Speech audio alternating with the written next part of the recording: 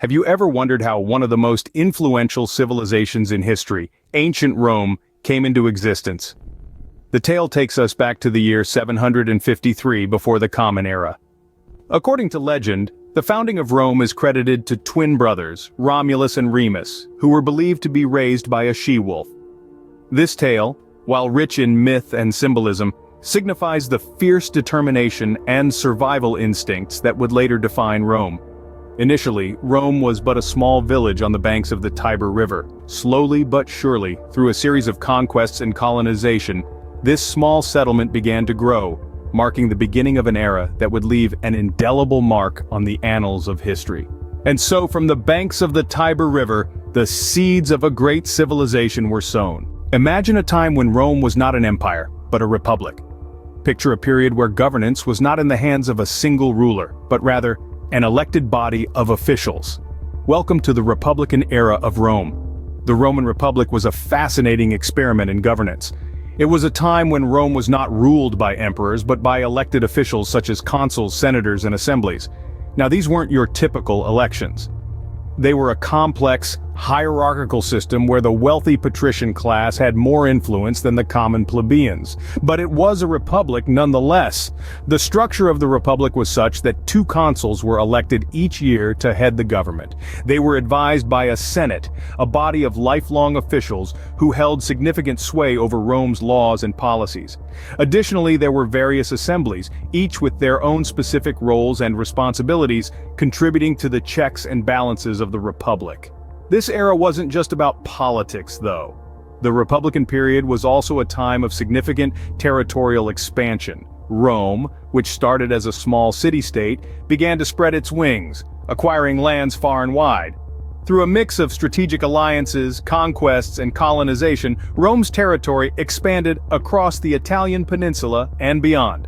One of the most significant events during this period was the Punic Wars. These were a series of 3 wars fought between Rome and Carthage, a powerful city-state in North Africa. These wars were brutal and long, but ultimately they ended in Rome's favor. With the defeat of Carthage, Rome established itself as the dominant power in the Mediterranean. The Republican era was a time of growth and transformation for Rome. It was a period that saw the city-state evolve into a formidable republic, laying the groundwork for the mighty empire it would eventually become. The institutions, policies, and conquests of this era would profoundly shape Rome's future, setting the stage for the rise of the Roman Empire. Thus, the Republic laid the groundwork for Rome's future dominance. This era was a testament to Rome's resilience, adaptability, and ambition, traits that would continue to define Rome in the centuries to come. What happens when a republic morphs into an empire? Well, in the case of ancient Rome, the world witnessed a shift of colossal proportions. In the year 27, before the Common Era, the Roman Republic, a state that had been governed by elected officials, transformed into the Roman Empire, a dominion led by emperors. This monumental shift was initiated by a man named Augustus, the adopted son of Julius Caesar.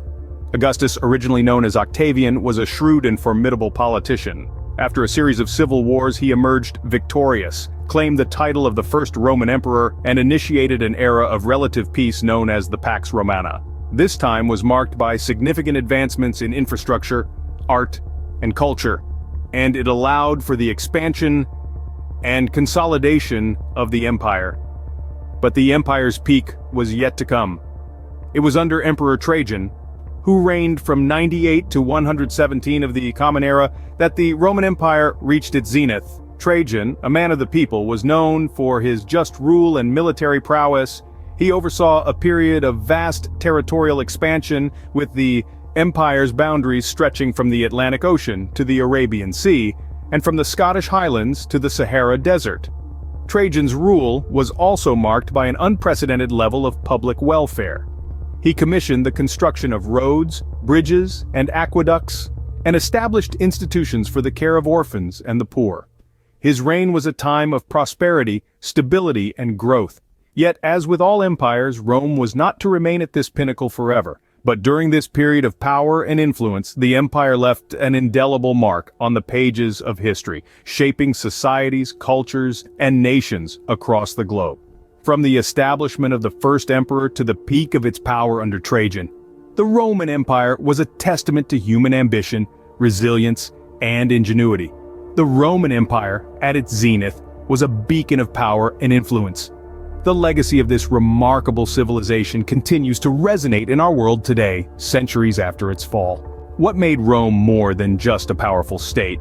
This question invites us into the heart of Roman society and culture, revealing the inner workings of a civilization that was not only a formidable military and political power, but also a cradle of remarkable achievements in various fields. The Roman society was a stratified one, primarily divided into two classes: the patricians, who were the wealthy landowners, and the plebeians, the commoners. This division, though clear, did not stifle mobility. Indeed, a plebeian could rise to considerable heights of power and influence, a testament to the fluidity and dynamism of Roman society. But Rome was not an island unto itself. It drew heavily from the wellspring of Greek civilization. Greek art, literature, and philosophy permeated Roman culture, shaping it in profound ways. From the epic poetry of Virgil, which echoed Homer's Iliad and Odyssey, to the philosophical musings of Seneca, heavily influenced by Stoicism, the Greek handprint was indelible on the Roman cultural landscape. Religion, too, held a prominent place in Roman life. The Romans practiced a polytheistic religion, worshipping a pantheon of gods and goddesses. These deities were invoked in grand temples, household rituals, and public ceremonies, infusing daily life with a sense of the divine. And then, of course, there were the Romans' astonishing feats of engineering and architecture. They built an intricate network of roads and bridges, and conquered water with their aqueducts.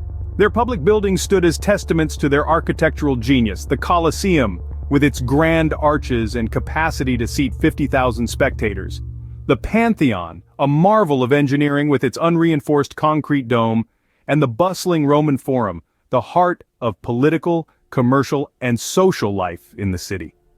So you see, the Romans were not just conquerors. They were also innovators, thinkers, and builders. They created a society and culture that was rich, diverse, and deeply influential.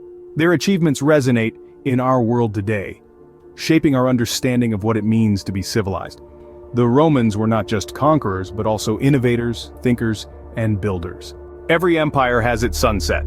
But what led to Rome's decline?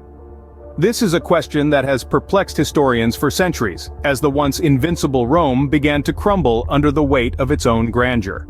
To understand the fall of Rome, we must first look at the internal strife that plagued the empire. The Roman Empire's sheer size and diversity led to a multitude of conflicts, both within and between its various factions.